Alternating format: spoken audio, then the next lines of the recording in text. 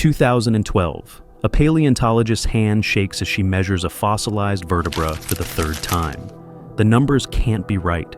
She's staring at a bone from northern Colombia, 58 million years old. The calculation keeps giving the same result. This vertebra belongs to a snake over 13 meters long, weighing more than a ton. The largest snake today maxes out at 9 meters and 250 kilograms. This isn't just big, this is biologically impossible. Snakes this large shouldn't exist, except this one did. This is Titanoboa, and it rewrites everything we thought we knew about the limits of life. Let me take you back to where this started, 2009, the Carajan coal mine in northern Colombia. It's one of the largest open-pit mines in the world, carving through ancient rock layers that are roughly 58 to 60 million years old. Workers weren't looking for fossils, they were extracting coal. But as the machinery tore through sediment, something unusual kept appearing. Bones, lots of them. Massive, heavy, preserved in stunning detail. The mine operators did what they're supposed to do. They called in paleontologists. A team from the University of Florida and the Smithsonian arrived expecting the usual finds. Ancient crocodile fossils, maybe some turtles. The Paleocene epoch was known for large reptiles in tropical environments. Nothing groundbreaking. Then they started examining the vertebrae more closely. At first glance, they looked reptilian, thick, robust, designed to support a large animal. The assumption was immediate: crocodiles. Cerrejón was once a massive river system, and crocodilians dominated those waters. But as the team cleaned the fossils and began detailed measurements, something didn't fit. The shape was wrong. Crocodile vertebrae have a specific structure, wide, flat, designed for an animal that spends time both in water and on land. These vertebrae were different, elongated, cylindrical, almost delicate in their proportions despite their size. One researcher held a vertebra up to the light and said what everyone was thinking. These look like snake bones. The room went quiet, because if these were snake bones and they were this large, then they belonged to something that shouldn't be possible. They measured again, compared the fossils to modern snakes, ran the scaling calculations. The result was consistent, undeniable. Titanoboa cerrejonensis, the largest snake that has ever lived. If you just realized that scientists discovered a predator that violates the fundamental size limits we thought snakes had, hit subscribe, because the question of how this thing existed gets even stranger. Here's what I find fascinating about paleontology. You can reconstruct an entire animal from fragments. A single vertebra can tell you length, weight, diet, even behavior, because animals follow predictable scaling laws. In modern snakes, there's a direct mathematical relationship between vertebra size and total body length. Measure the vertebra, plug it into the formula, and you get the snake size with remarkable accuracy. This works for pythons, boas, anacondas.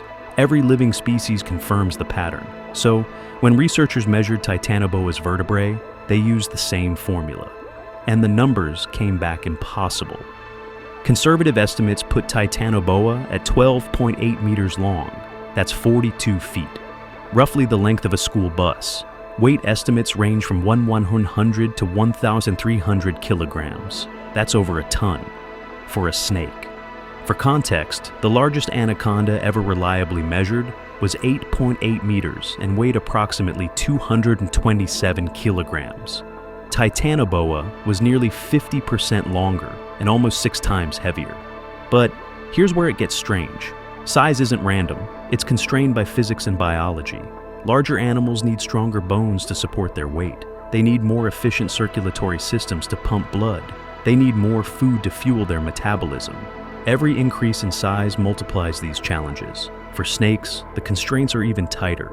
They're ectothermic. They can't generate internal heat. Their metabolism, their digestion, their movement, everything depends on external temperature, and that creates a hard size limit. Think about it this way. A snake's body is essentially a long tube of muscle. As it gets longer, the volume increases faster than the surface area. More volume means more mass to heat. Less surface area means less ability to absorb environmental warmth. At a certain size, the snake simply can't stay warm enough to function. Modern tropical snakes live right at this limit. anacondas in the Amazon, reticulated pythons in Southeast Asia. They're as large as current conditions allow. To exceed their size, you'd need a fundamentally different world, which is exactly what existed 60 million years ago. Step into the Paleocene epoch. Earth has just survived the asteroid impact that killed the dinosaurs. The planet is recovering, and it's doing something unexpected. It's heating up, dramatically. Global temperatures are soaring. Carbon dioxide levels are spiking from volcanic activity and the decomposition of organic matter. There are no ice caps, no polar regions, no seasonal cold anywhere on the planet. The entire world is a hothouse. Even Antarctica is covered in temperate forests. In what is now Colombia, average annual temperatures are estimated at 30 to 34 degrees Celsius. For context, the hottest rainforests today, the Amazon, the Congo, average around 25 to 27 degrees. The Paleocene tropics were 5 to 7 degrees hotter, constantly, day and night, year-round. Imagine a rainforest where the air temperature never drops below 30 degrees. Not at night when the sun sets, not during any seasonal variation. Just relentless, humid, suffocating heat. Waterways that feel like warm baths when you touch them. Mud that steams visibly in the sun. This is the world Titanoboa inhabited. This is the thermal regime that made it possible. And here's why that matters. For a snake, temperature is everything. It's not a comfort variable, it's the fundamental constraint on existence. Warmer environment means faster metabolism. Faster metabolism means faster digestion. Faster digestion means you can eat more frequently. More food means faster growth. And in a world 5 to 7 degrees hotter than today, snakes could grow to sizes that are physically impossible in our current climate. Titanoboa wasn't an anomaly or a freak. It was a biological thermometer. Its size tells us the exact temperature of the ancient tropics with remarkable precision. Because a snake that large can only exist above a certain thermal threshold, researchers calculated that threshold 30 to 34 degrees Celsius minimum. Below that, Titanoboa's metabolism would slow too much. It couldn't digest prey fast enough. It couldn't maintain the energy needed to move that much mass. The system collapses. The Sarajevo fossil site reveals this world in stunning detail. Paleontologists found giant turtles with shells 2 meters across, crocodiles with crushing jaws designed to crack those shells, fish longer than a human, early mammals the size of small dogs, and dominating them all, Titanoboa. The ecosystem was a maze of slow-moving rivers, swamps, and flooded forests. Water everywhere, dense vegetation, low visibility, perfect for an ambush predator. At the 6,000 character mark, if you're realizing that Earth's temperature directly controls the maximum size of life itself, and that we're now raising those temperatures again, smash that subscribe button. Because what happened to Titanoboa holds lessons we need to understand. Forget everything movies taught you about giant snakes. Titanoboa wasn't racing through jungles, chasing prey across land. That's fantasy. The reality was far more terrifying. A snake weighing over a ton cannot move efficiently on land. Its own weight would compress its lungs. Its ribs would struggle to expand for breathing. Every meter of movement would be exhausting. Titanoboa didn't hunt on land. It barely left the water. Think of Titanoboa, less like a python and more like a crocodile. Slow, patient, almost invisible. It lived in the swamps of Sarajevo. Its massive body supported by water's buoyancy. Floating just below the surface, eyes and nostrils barely breaking the waterline. In the murky, tannin-stained water, it would have been nearly impossible to see. Just another log. Another piece of debris in a landscape full of fallen trees and floating vegetation. And it waited, for hours, for days if necessary, until something came close enough. Then it struck. Not with venom. Titanoboa wasn't venomous. It killed through constriction, coiling around prey and squeezing until circulation stopped. And at its size, the force would have been catastrophic. Biomechanical models estimate Titanoboa could generate over 400 pounds per square inch of pressure. For context, that's enough to crack the ribs of a crocodile. One coil around the chest, and the prey's lungs would collapse. Blood flow to the brain would cease within seconds. Death would come fast. But here's what's critical. Titanoboa didn't need to move fast. It needed to move once. Ambush predators succeed by positioning, by patience, by striking when prey is vulnerable. What did it hunt? The fossil record gives us clues: giant turtles. Cerrejón was full of them. Slow, abundant, packed with calories. Perfect prey for a snake that could crack their shells with sheer constriction force. Crocodiles, smaller species, juveniles, anything under 3 meters would have been vulnerable. Large fish. The river systems were rich with them, easy to trap in shallow channels. And possibly early mammals, though mammals were still relatively small. Anything near the water was at risk. Water wasn't just Titanoboa's hunting ground, it was its lifeline. Buoyancy supported its weight. Temperature regulation was easier in water, absorbing and releasing heat as needed. And strategically, water funneled prey. Animals need to drink. They need to cross rivers. Titanoboa controlled the choke points. Let's talk about the physics problem. A snake over 13 meters long and weighing 1,300 kilograms shouldn't be able to exist. The engineering doesn't work, and yet it did. How? First, consider circulation. In humans, the heart struggles to pump blood to our feet when we stand. That's just 2 meters of vertical height. A snake 13 meters long has to pump blood the entire length of its body. The pressure required is enormous.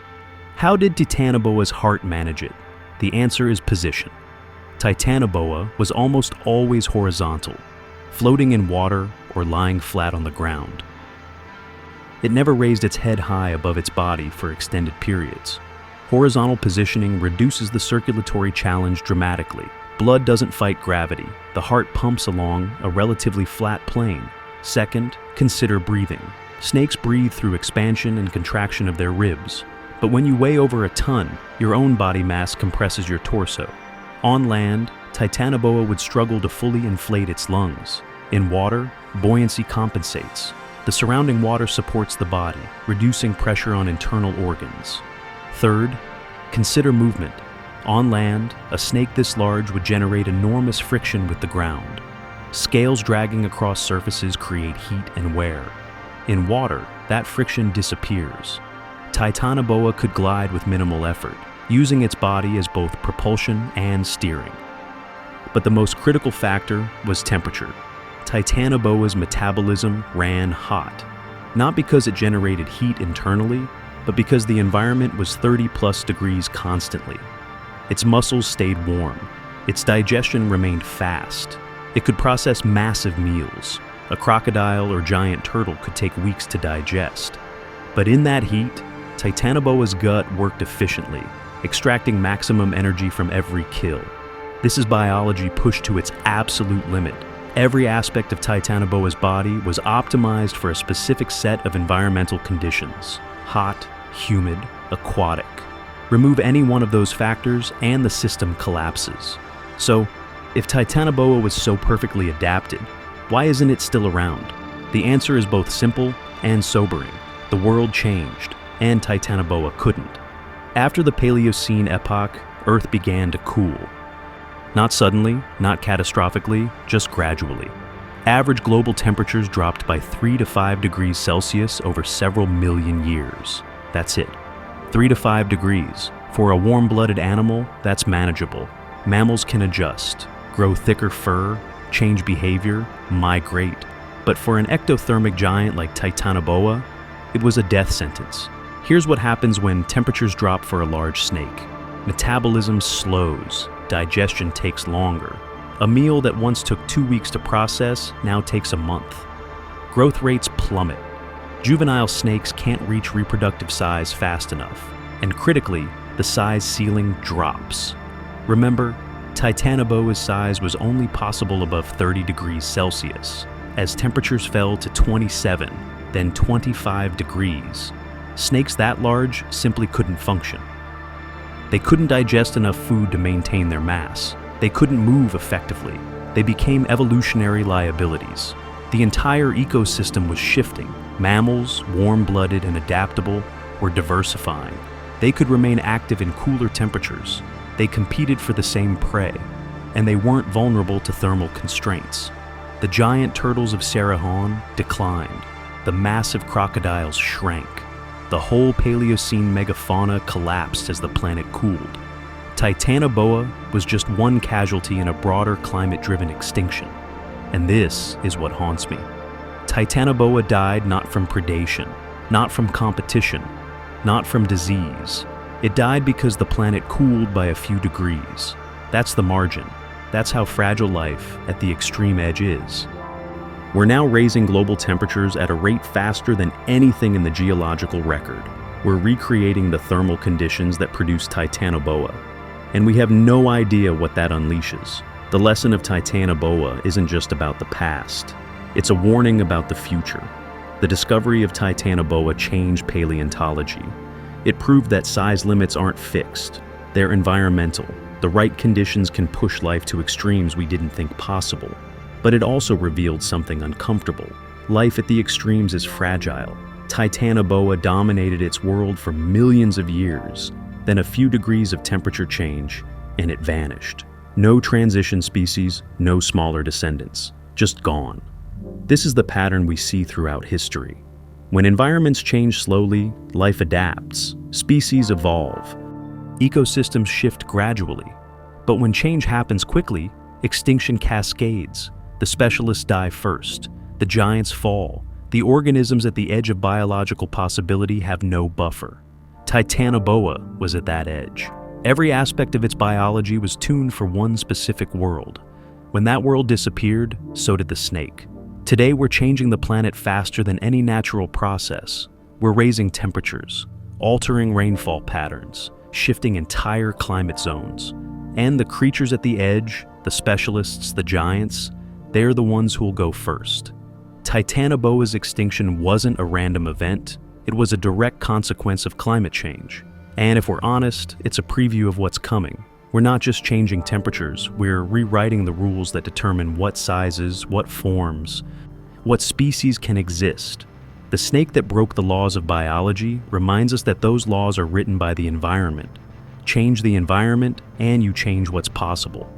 Sometimes that creates wonders. Sometimes it creates extinction.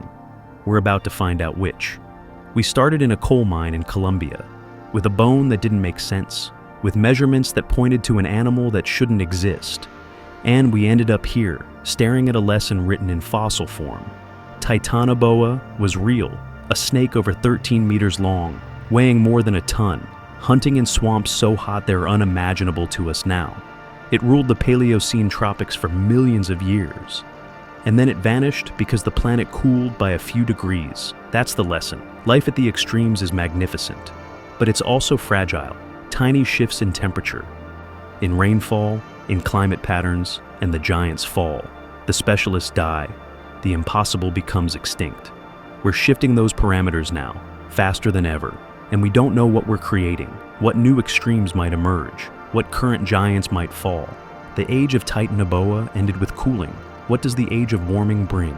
If this journey into deep time changed how you see climate not as an abstract threat, but as the force that determines what life is even possible.